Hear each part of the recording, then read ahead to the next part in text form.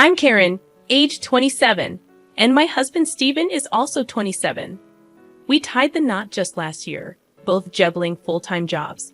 I work as a nurse, and Steven is in pharmaceutical sales. Our paths had crossed before, but it was at a coworker's happy hour event that we truly connected. Being a fan of good drinks, the after-work cocktails that evening were especially delightful. Though we had encountered each other previously, that night marked the first time we engaged in meaningful conversation.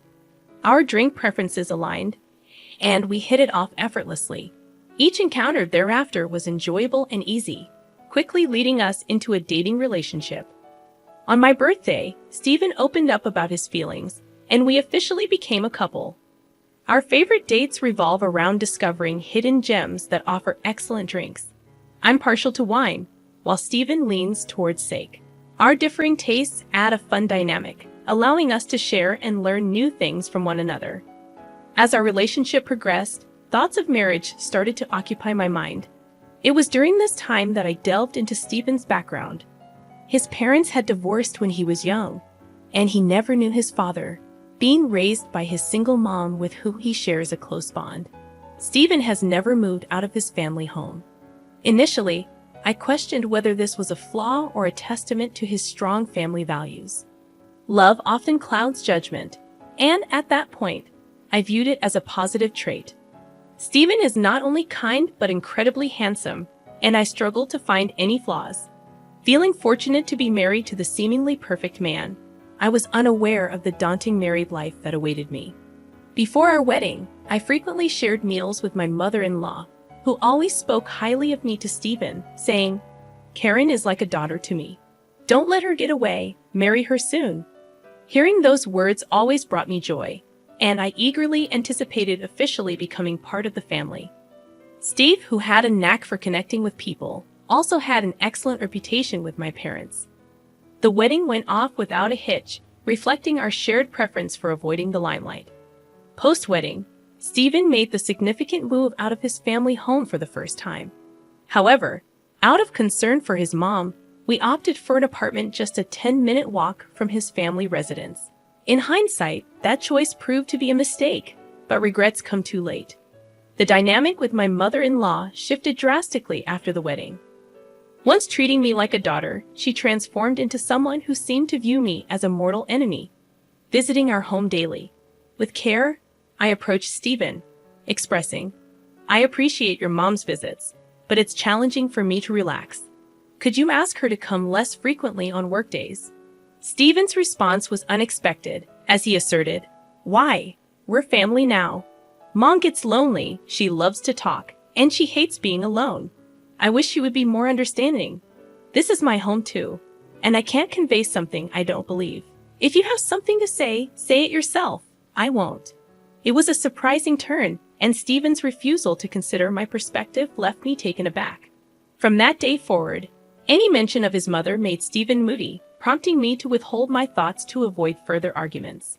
My mother-in-law took advantage of the situation, and before I realized it, Steven had given her a spare key. One day, I returned home to find my mother-in-law cooking in our kitchen without permission. Surprised to discover her in my personal space, my tone turned assertive. "What are you doing, mother-in-law? You can't just come in here without asking," she retorted. "What's going on with your fridge? It's practically empty. I have never seen such a lifeless fridge. Do you even cook?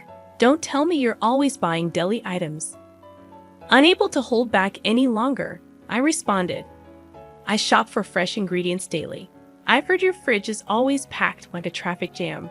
It's impressive you can manage that. I just bought ingredients today. Sure, we have deli days, but I also cook to save money. And by the way, deli food these days is pretty good. Haven't you ever tried it?" Mother-in-law wasn't backing down. "I'll listen to you. I would rather not have Steven eat food when we don't even know who made it. This is what happens when he marries an incompetent wife. I should have taught him to be more discerning about women." Sparks ignited between us, and once I began expressing my grievances, words poured out uncontrollably. "Do you see the shopping bag, mother-in-law? Not a single deli item in it. I'm busy, so could you please not get in my way? You're not even a guest anymore. You let yourself in. Mother-in-law stormed out, her face flushed with anger. I'll tell Stephen about this. I had more to say, but she left. Despite feeling uncomfortable, I knew I was justified. Shaking off the negative vibes, I focused on cooking pot roast. When Stephen returned home, his face mirrored his mother's anger. What'd you say to Mom? She called me crying. How could you be so cruel when she was just trying to help because you're busy? Baffled, I responded, first off, breaking into someone's home isn't a surprise. And if it is, then a burglar should be forgiven if they call it a surprise, right? This happened because you gave her a spare key. She could have come when one of us was home. It's not only unnecessary, but also intrusive. What about my privacy? I have no intention of apologizing. Stephen looked shocked and with a single word said, please. Can you two just get along? He retreated to his room without eating dinner. Hoping this dispute would make him more considerate, I endured days of minimal communication. Unable to bear the tension, I initiated a conversation saying, what do you want to do going forward? I don't want a relationship where we don't communicate. Let's talk. Finally, Stephen spoke up, saying, Mom's remorseful. She was crying yesterday, worried you would never forgive her. The root cause was me giving her the spare key. I'm sorry, Karen. I didn't care about mother-in-law as long as Stephen understood. That was enough. My weakness showed, and I forgave him. Even though I knew in the back of my mind, my fault is that I forgive. Stephen promptly called his mother, who eagerly came running, visibly relieved to be summoned. Exhausted from the ongoing conflict, I harbored a bad feeling but was willing to give peace a chance. As soon as mother-in-law saw my face, it was as if a switch had been turned on. Oh, I'm so relieved. I thought Karen would never speak to me again. I know I overstepped, and I promised never to do it again. Mother-in-law began speaking in a voice as sweet as if she were addressing a cat. Despite my reservations, she pulled out a mysterious bag from her purse. I met an old friend from college yesterday. She's unbelievably youthful and beautiful. She gave me some Chinese tea. That's her beauty secret. I thought I'd share some with you, not that you need it. My instincts raised concern, but I felt awkward refusing. Stephen whispered, just have 1 cup of tea with her. I'll make sure she leaves as soon as possible. Wanting her gone, I reluctantly agreed to the tea. I'd always enjoyed Chinese tea, and it's popular at my workplace too. Mother-in-law quickly poured hot water into the tea pack. This tea is supposed to be good for your skin and boost female hormones. You guys are thinking about having kids soon, right? If you like it, I'll tell my friend to get some for you, she said, placing the cup in front of me. The aroma was a bit unusual, but I took a sip anyway. It tasted strange, but I dismissed it, thinking it was just a new flavor. However, my bad feeling came true. I woke up in the middle of the night with stomach pain, feeling half faint. By the time I felt better, it was already morning. There was no doubt about it. The only thing I had consumed that Stephen hadn't was the suspicious Chinese tea. I told Stephen about it, but he didn't take me seriously. Karen, that's a terrible accusation. Mom brought the tea to make amends. You're making it sound like she poisoned you. Don't you feel ashamed? It's probably just an upset stomach. Mom would never do something like that. Stephen wouldn't believe that I was being malicious, but without evidence, I couldn't press the issue. Still, I have been wary of anything from mother-in-law since then. Just before Stephen's birthday, mother-in-law called, Karen, I'm cooking for Stephen's birthday. Say you can come or not, it's up to you. You're busy, right? Maybe you should take some time to refresh yourself. She was planning to celebrate Stephen's birthday without me. I hadn't dared to eat anything from her since that day, and homemade food was out of the question. But I was planning to spend Stephen's birthday together, so I felt upset. I thought we would spend his birthday together since we are newlyweds. I assume you have celebrated with him every year until now, so from now on it's my turn. Before I could complete my sentence, she abruptly interrupted me. Regardless, I insist on Stephen returning home. Karen, your presence is optional. We can defer the celebration of your birthday to next month, all right? I left the decision in Steph's hands. That nickname of hers, Steph responded, "Did you catch that? You have the freedom to do whatever you please on that day." Without hesitation, he favored his mother-in-law over me, and my patience was wearing thin. On Stephen's birthday, his enthusiasm was contagious, but it left me feeling queasy. My affection for him began to dwindle. He relished celebrating exclusively with his mom, transforming into more of a mama's boy. Their dining outings became more frequent. I'm occupied with work and can't dwell on this all the time. A month flew by, and it was my birthday. Traditionally, we celebrated at our favorite restaurant. I assumed this year would follow suit, but Stephen surprised me. Mom wants to join in the celebration. She'd be happiest if the two of you could get along. I was taken aback, frozen in shock. Stephen, still exuberant, remained oblivious. I expressed, "I wanted to celebrate with just you, Stephen. We spent your birthday together, so let's do the same for mine."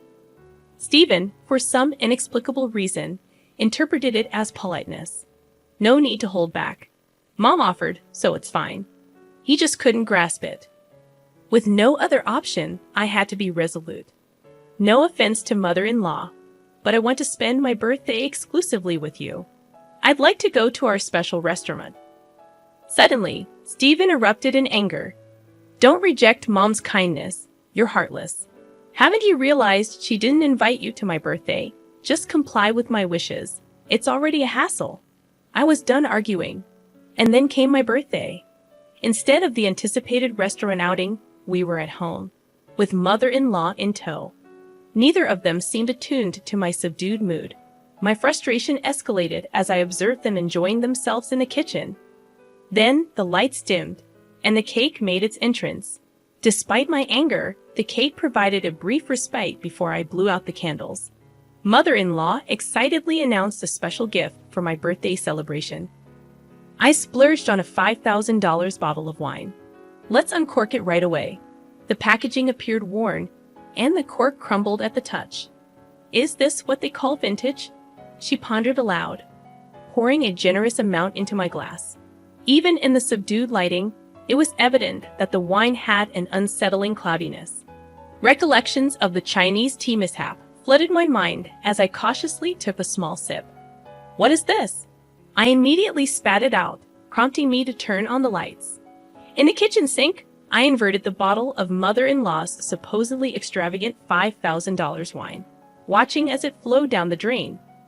Stephen swiftly seized the bottle from my hands, scolding me, "You're being awful. Apologize to Mom." "What do you think you're doing?" The anger etched on Stephen's face was unmistakable. Under Stephen's intense gaze, I poured some wine into the glass he was holding.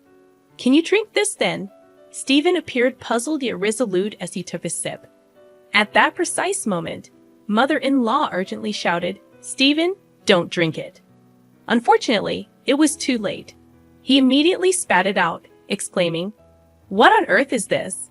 Mother-in-law, shocked, took the wine away from Stephen. He questioned, "Mom, where did you get this wine? We need to file a complaint. This is fraud. It's spoiled." Mother-in-law, looking guilty, admitted, "That wine was just sitting in the back of our kitchen. It's 50 years old. I heard on TV that it gains $1,000 in value every year. Vintage wines are supposed to be stored in wine coolers." Upon closer examination, the cork was more deteriorated than initially thought, emitting a moldy odor. Even Stephen couldn't conceal his surprise. What bothered me was mother-in-law's insistence. "Don't drink it." I suspect she knew it was spoiled, but she would never admit it. I couldn't find it in me to forgive mother-in-law for her actions. "Could you please leave? I can't control my emotions. Just go," I implored. Yet even as I spoke, mother-in-law continued to offer excuses to Stephen. I felt invisible, but even she, visibly uncomfortable, hurriedly departed. Once she was gone, Stephen surprised me with his response. "Mom doesn't drink, so she wouldn't have known." Thankfully, we didn't offer it to anyone else. Despite everything, Stephen defended mother-in-law as if it were an innocent mistake. In that moment, my feelings for him cooled. My determination against Stephen solidified as he defended mother-in-law despite her actions against me. I had ignored his excessive attachment to his mother for too long. I want a divorce, I declared, presenting Stephen with divorce papers I had kept just in case. He was rendered speechless, questioning my decision. Ask yourself, do you comprehend how much I've endured? I've reached my breaking point. Then, to compound matters, he offered a profound apology without prompting, stating, I won't repeat it. You've won. He proceeded to confess to multiple affairs, revealing 4 different women. Though I had harbored suspicions of infidelity, learning the truth left me shocked. There was no longer any doubt. I was determined to divorce him. Engaging a private investigator seemed unnecessary. Evidence of his affairs was abundant. During our conversation, he foolishly remarked, You'll regret divorcing someone as great as me. Stephen's words only fueled my disgust at myself for ever loving him. Multiple affairs and his attachment to his mother provided ample grounds for divorce. To streamline the process, I resolved to hire a lawyer, regardless of the cost. Initially resistant to the divorce, Stephen eventually relented, likely recognizing the gravity of his mistakes. He returned to his doting mother, and later it surfaced that his affair was with a co-worker, leading to his demotion. Unable to distance himself from his mother, Stephen ultimately resigned from his job. Despite his ongoing job hunt, word of his workplace indiscretions had spread rapidly, hindering his prospects in the same field. Persistently tethered to his mother, he settled for part-time work. Given his arrogant and unreliable demeanor, it seems unlikely that he will maintain the job for an extended period. While I rely on his steady employment to receive alimony, the payments are currently consistent, so I'll count that as a win. I discovered that mother-in-law, who had presented herself as superior, was in fact a hoarder. Stephen's family home turned out to be a literal dump, explaining their reluctance to have me over. As the stench became a bother to neighbors, police intervention became necessary. The mere thought of consuming wine from that house still turns my stomach. Let Stephen live in his squalid environment and work his sporadic part-time jobs with his beloved mother-in-law for all I care. Though I've returned to my previous life, I find happiness in the absence of torment. No longer will Stephen disrupt my workplace, providing a welcome relief. In hindsight, Stephen possessed good looks but little else. The fact that he complies with alimony payments is a silver lining, I suppose. The breakup taught me a valuable lesson. Love is, indeed, blind. This time, I'm putting romance on hold to focus on my career. I've learned my lesson and am determined to prioritize my professional pursuits.